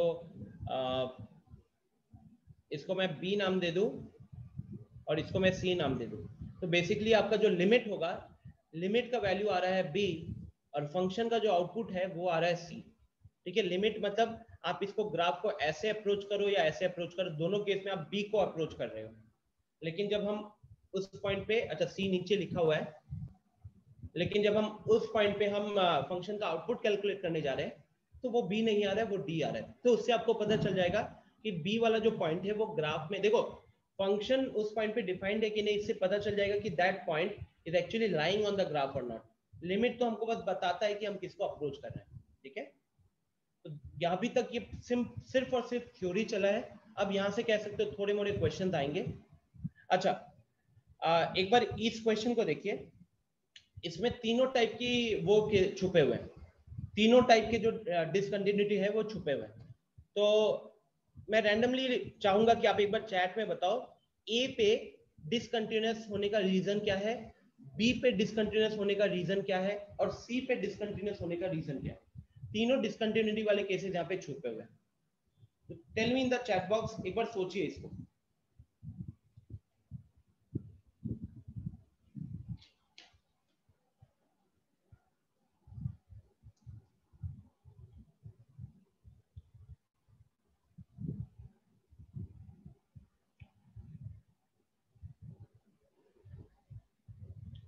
प्रॉपर लैंग्वेज आप बोलो, उस पॉइंट पे हमारा लिमिट एग्जिस्ट नहीं कर रहा, या फंक्शन का वैल्यू एग्जिस्ट नहीं कर रहा, या लिमिट या फंक्शन का वैल्यू अलग अलग है, इस तरीके से बात करो। ठीक है अंशु, बाकी लोग भी।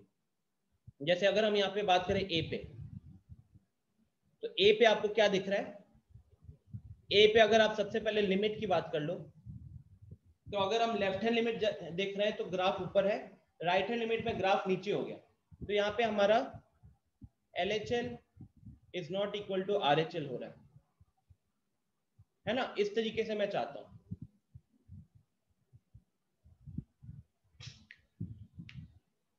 वेरी गुड, अनिमेश ने तीनों का आंसर दे दिया, सही है।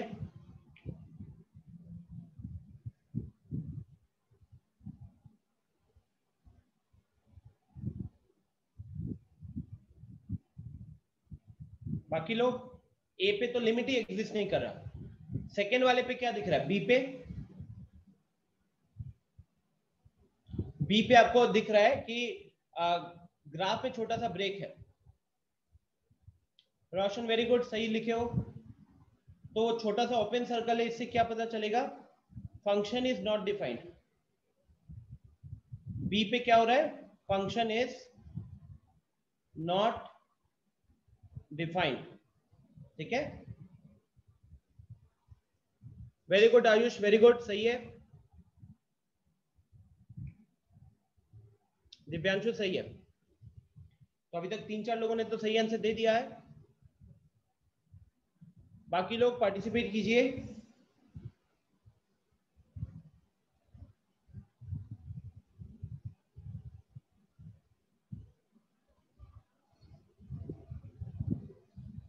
रिवांश सही है।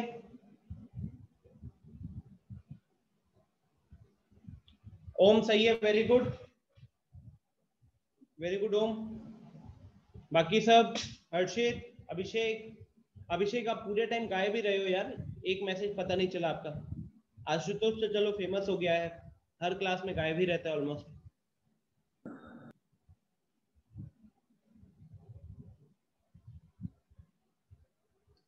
सौरभ,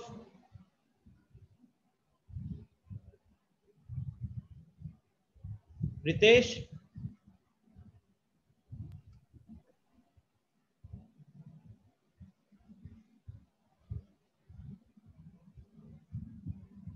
अंशु सही है, आयुष सही है, अनुष्का सही है,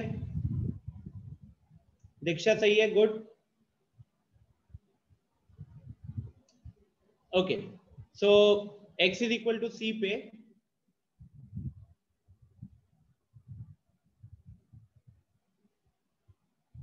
x is equal to C पे क्या हो रहा है कि आपका लिमिट एग्जिस्ट कर रहा है आपका तो लिमिट एग्जिस्ट, या सीधा लिख सकते हैं limit is not equal to f of C. हमारा उस पॉइंट पे लिमिट और हमारा उस पॉइंट पे फंक्शन का वैल्यू दोनों अलग अलग हो रहे हैं, इसलिए हम बोलेंगे कि हमारा डिसकंटिन्यूटी का केस है। ठीक है, तो यही चीजें यहाँ पे लिखी हुई है। थर्ड वाला केस क्या लिखा हुआ है? LHL is equal to RHL at x is equal to c but function is not defined. Sorry, LHL and RHL equal है, फंक्शन भी डिफाइंड है, but these are not equal, मतलब लिमिट और फंक्शन का वैल्यू अलग अलग है। Same एक क्वेश्चन है, ये आप लोगों के लिए छोटा सा होमवर्क है। अलग अलग पॉइंट पे आपको कंटिन्यूटी चेक करना है, 1 पे, 2 पे, 3 पे, 4 पे, 5 पे, 6 पे, अलग अलग पॉइंट पे आपको कंटिन्यूटी चेक करना है। यही लिखा हुआ है, consider this as graph of some function and comment on the continuity at various points. तो अलग अलग पॉइंट पे आपको कंटिन्यूटी पे कमेंट करना है। ठीक है, सॉल्यूशन दिया हुआ है मैंने। अच्छा, एक बार इस क्वेश्चन को देखिए। पहला सवाल है, is the limit function is x square upon x and the question is the limit defined for this function at x is equal to 0? Next, क्या ये continuous है at x is equal to 0? बार बार इस चीजों को इसलिए repeat कर रहा हूं ताकि you are able to get the idea कि it's all about calculating limit and the value of the function at that point. जब ये बेसिक चीजें समझ में आ रही होंगी तभी आप मुश्किल क्वेश्चंस कर पाओगे।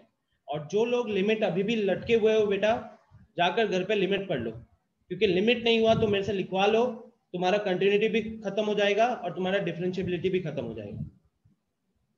एक चीज नहीं समझ पाओगे वहां।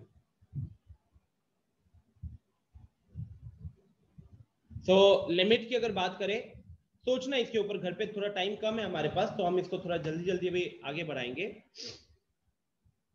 इसका आंसर है यस, बिकॉज उस केस में आपका वैल्यू x के आसपास होगा, c के आसपास होगा। ठीक है, तो लिमिट एग्जिस्ट करेगा यहाँ पे, बट उस पॉइंट पे हमारा फंक्शन कंटिन्यूअस नहीं होगा। सोचना इसके ऊपर। हाँ दिव्यांशु बोलो। तो सर वही बोल रहे थे कि मतलब कंटिन्यूअस तो नहीं होगा ग्राफ। कंटिन्यूअस नहीं होगा बट लिमिट एग्जिस्ट करेगा। हम उसी का आंसर दे रहे थे तो आप कुछ बोल ही नहीं सकते। नहीं, हैंड रेस किया ना, इसलिए मैंने वो किया। चलिए अब थोड़ा क्वेश्चन पे आते हैं। आई थिंक ये थोड़ा थ्योरी ज्यादा हो रहा है क्या, तो अब एक दो क्वेश्चंस पे आ जाते हैं। तो दीक्षा यहाँ पे कंटिन्यूटी में नो लिखा हुआ है ना? कंटिन्यूटी पे, अच्छा इज द लिमिट डिफाइंड है, देखो फंक्शन डिफाइंड है, लिमिट डिफाइंड है, तो लिमिट डिफाइंड है यस, कंटिन्यूअस है नो। क्यों नो लिखा है? क्योंकि फंक्शन इज नॉट डिफाइंड। चलिए अब ये क्वेश्चन को देखो, this question is directly picked from NCERT, NCERT का एग्जांपल नंबर 1 है। Check the continuity of the function given by f of x is equal to 2x plus 3 at x is equal to 1। तो इसको मैं यहीं पे solve करता हूं, ठीक है, ताकि आपको अभी फिलहाल थोड़ा आइडिया हो। मुझे इस फंक्शन पे कंटिन्यूटी चेक करना है, तो मुझे लिमिट कैलकुलेट करना पड़ेगा, ठीक है। तो सबसे पहले आ जाइए हम कैलकुलेट करते हैं left hand limit. Left hand limit calculate करने का मतलब क्या हुआ, LIM x, in fact left hand limit क्या, हम यहाँ पे सीधा लिमिट की बात कर ले, अभी फिलहाल के लिए सीधा लिमिट की बात कर ले। तो अगर हम लिमिट कैलकुलेट करेंगे x अप्रोचिंग 1 2x plus 3 कितना आ रहा है ये, तो this will come as 2 into 1 plus 3 that is equal to 5। Next second is function का आउटपुट, फंक्शन का आउटपुट मतलब f of x is equal to 1, तो फंक्शन का आउटपुट कितना आ रहा है, तो वो आ रहा है 2 into 1 plus 3, तो ये हो गया 2 plus 3 5। तो क्या दिख रहा है आपको, लिमिट का आउटपुट है 5, फंक्शन का आउटपुट है 5, हम लिखेंगे since limit x approaching 1 f of x is equal to f of 1, therefore function is continuous, therefore function is continuous at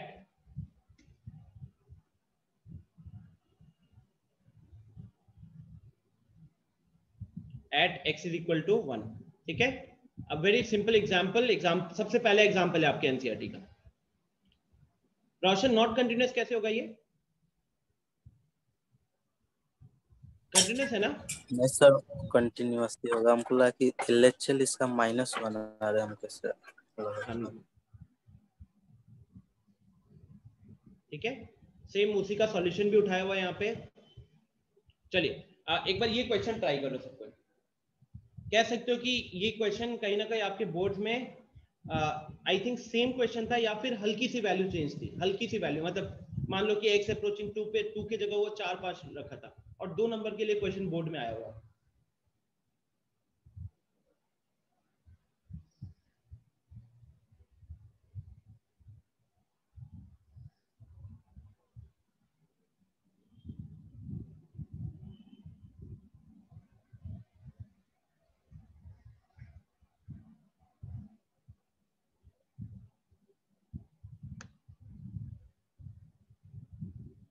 chat में मेरे को आंसर बताना यार, चैट में मेरे को आंसर बताना।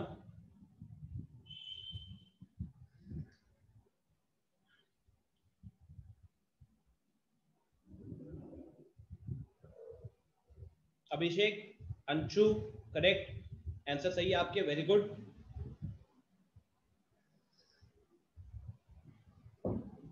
मेनली 2 ही टाइप के क्वेश्चन होते हैं, अगर हम ज्यादा नंबर पे भी जाए, 4 नंबर 5 नंबर टाइप के जो क्वेश्चन थे बेसिकली, वहां पे 2 ही केसेस होते हैं। फंक्शन कंटिन्यूअस दिया हुआ है, की वैल्यू निकालनी होती है, या डिसकंटिन्यूटी के पॉइंट्स निकालने होते हैं, तो ये बेसिकली टाइप 1 में आता है। किसी पॉइंट पे फंक्शन को कंटिन्यूअस प्रूफ करना बहुत रेयर है, 1 number 2 number maximum. Correct everyone is giving the correct answer. Animesh, Aryan, Divyanshu सही दिए हो, हर्षित गलत, Neelu answer is correct, good.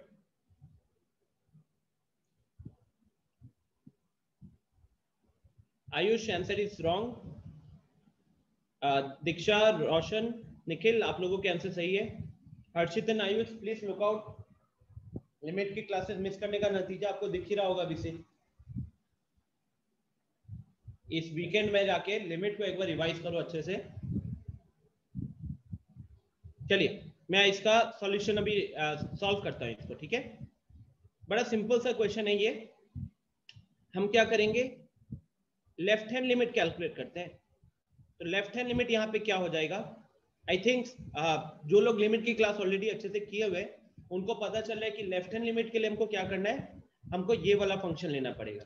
तो ये कहीं ना कहीं होगा लिमिट x अप्रोचिंग 2, आप अभी क्या ले रहे होगे, kx² ले रहे होगे, है ना, ऊपर वाला फंक्शन।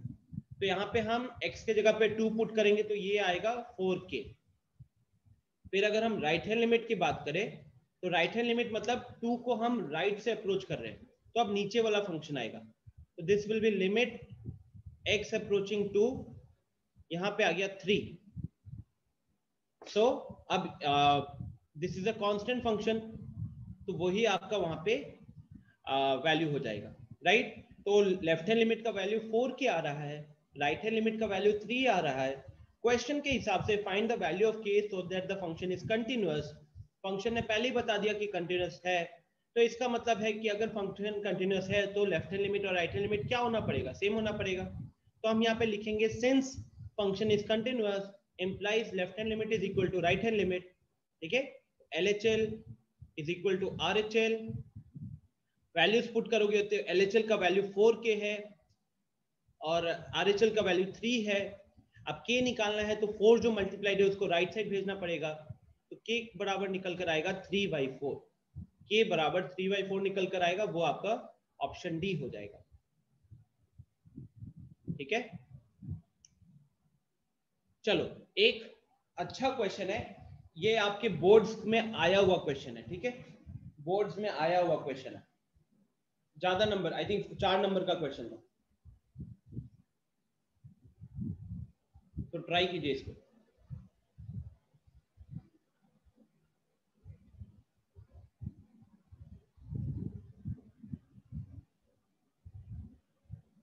और बाकी सबको कह रहा हूं, जहां जिसको लिमिट में दिक्कत हो रहा है प्लीज घर जाकर लिमिट के प्रोसेस को रिवाइज कीजिएगा, वीडियोस को दोबारा गो थ्रू कीजिएगा, ओनली देन कंटिन्यूटी कर पाओगे, वरना कंटिन्यूटी को भूल जाओ और डिफरेंशिएबिलिटी को भी भूल जाओ, सीधा डिफरेंशिएशन में आना। पढ़ाई नहीं करनी है तो कंटिन्यूटी और डिफरेंशिएबिलिटी से तकरीबन आप कह सकते हो 8 नंबर के आसपास, और आसान क्वेश्चन रहते हैं। सबसे अच्छी चीज है कि कोई मुश्किल क्वेश्चन नहीं होता। लिमिट कैलकुलेट करना सीख गए हो तो कंटिन्यूटी में कहीं दिक्कत नहीं होगी, डिफरेंशिएबिलिटी में कहीं दिक्कत नहीं होगी, guarantee.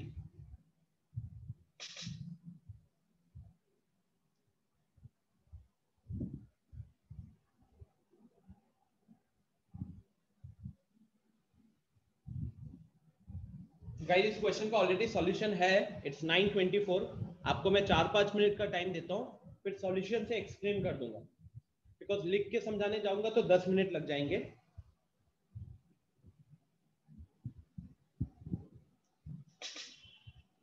Give your sincere efforts. हाँ निखिल, ये डिफरेंशिएशन डिफरेंशिएबिलिटी के बाद आएगा।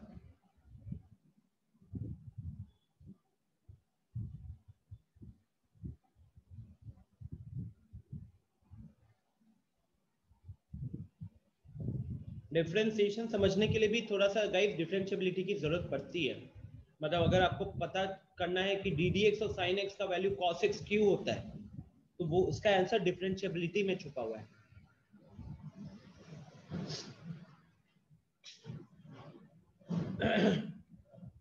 रोशन को आंसर मिल चुका है इस क्वेश्चन का, बाकी लोग ट्राई करो जल्दी, ज्यादा टाइम नहीं है। रोशन आपकी जो भी क्वेश्चन थे जो भेजे थे आपने व्हाट्सएप पे, सारे मैंने सेंड कर दिए हैं, ठीक है। ग्रुप पे क्वेश्चन पूछो ताकि वो मिस आउट ना हो जाए इस तरीके से, राइट। इतने सारे ग्रुप्स में एडेड हूं ना, तो क्या होता है कि शाम तक बहुत अनरीड निकल जाते हैं, तो बीच में अगर कोई मैसेज करता है तो बहुत पीछे हो जाता है। अभिषेक वेरी गुड, अभिषेक का भी आंसर आया है इस क्वेश्चन का, अच्छी बात है अभिषेक। अभिषेक थोड़ा सा रिस्पॉन्स कम हुआ है आपका, ऐसे रिस्पॉन्स करते रहो, ठीक है। Your father is concerned for your performance. I know जब आप यहाँ पे रिस्पॉन्स करते हो तो यू डोंट गेट एनीथिंग, कोई मतलब मेरी तरफ से कोई रिवॉर्ड नहीं मिलता है, बट आप रिस्पॉन्ड करते रहोगे ना तो you will feel the need कि नहीं सर रिस्पॉन्ड करना है, उसके करना थोड़ा जल्दी सॉल्व करने के बारे में सोचोगे। कुछ लोग होते हैं दे डोंट केयर सर को भेजना है नहीं भेजना है, वो चीज अपने अंदर मत रखो।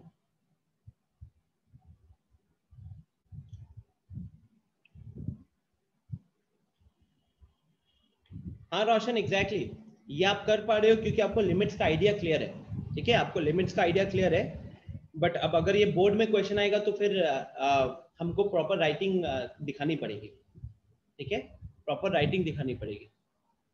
बट ये समझ सकते हो कि लिमिट्स अगर आता है तो हम बहुत जल्दी क्वेश्चन का आंसर निकाल सकते हैं यहाँ पे, एंड उसके बाद तो बस फॉर्मेलिटी बच जाती है लिखने का। निखिल का भी आंसर आ रहा है, गुड। गाइस देखो आपको यहाँ पे एक ही पॉसिबल वैल्यूज के बारे में पूछ रहा है और आपको बता दिया है कि आपका जो फंक्शन है वो कंटिन्यूअस है। आपको बता दिया है कि आपका जो फंक्शन है वो कंटिन्यूअस है at x is equal to 0।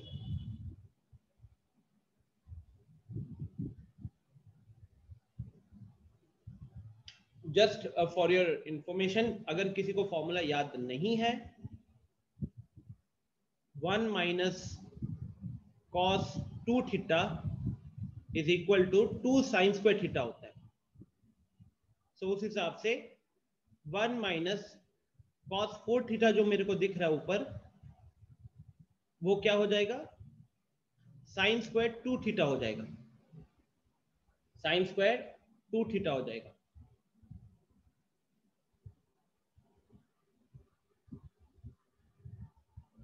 Very good Om, Ayush, you are getting the correct answer, very good thing।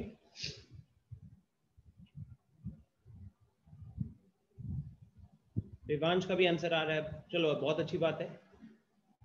Okay 9:28, 5 minute हो गया guys, 5 minutes over. Let me discuss the solution. Very good Neelu. हाँ तो देखिए गाइस, अभी अगर मुझे इस क्वेश्चन का आंसर बताना है, ठीक है, if it is an objective question, तो if it is an objective question then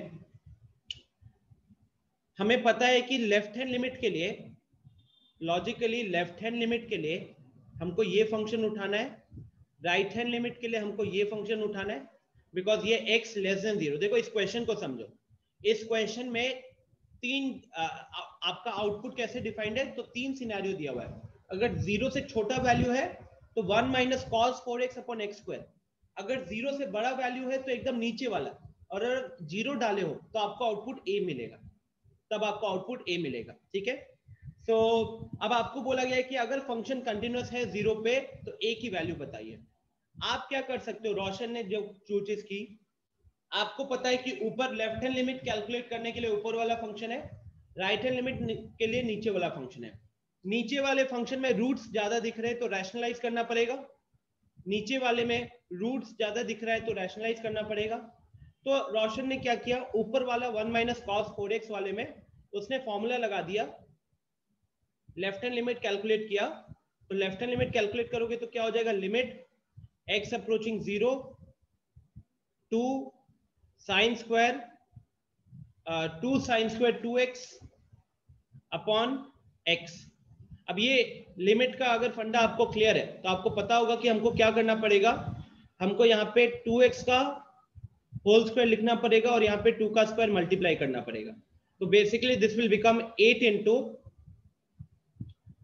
into limit x approaching 0 sign square 2x upon 2x का होल स्क्वायर। अब इसका लिमिट का वैल्यू होता है 1, इसका लिमिट का वैल्यू होता है 1, तो यहां से मेरा लेफ्ट हैंड लिमिट निकल कर आ गया 8, यहां से लेफ्ट हैंड लिमिट निकल कर आ गया 8। सिमिलरली क्योंकि फंक्शन ऑलरेडी कंटिन्यूअस है तो राइट हैंड लिमिट भी कितना आएगा, वो भी 8 आएगा, इसमें कोई डाउट ही नहीं होना चाहिए। अगर लेफ्ट हैंड लिमिट का वैल्यू 8 आ गया तो आपका राइट हैंड लिमिट का वैल्यू भी 8 आएगा। अब हम यहाँ पे क्या कर सकते हैं, since function is continuous, since function is continuous at x is equal to a, क्योंकि मेरा फंक्शन कंटिन्यूअस है x is equal to a पे, implies left hand limit should be equal to function का वैल्यू एट a। जो मेरा left hand limit आ रहा है और जो मेरा फंक्शन का वैल्यू आएगा उस पॉइंट पे, उन दोनों को क्या होना चाहिए students, they should be equal. तो लेफ्ट हैंड लिमिट की वैल्यू कैलकुलेट कर चुके, वो 8 आ रहा है, और यहाँ पे